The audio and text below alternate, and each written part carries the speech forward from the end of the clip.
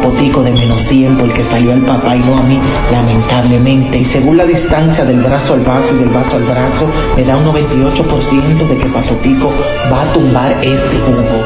Papotico, muéveme ese vaso de ahí que lo vas a tumbar y me vas a hacer un reguero. Mami, yo no soy un niño, yo no voy a tumbar ese vaso. Papotico, si ese vaso se cae y me moja el piso, que lo acabé de limpiar. Mami, ¿cómo yo voy a tumbar?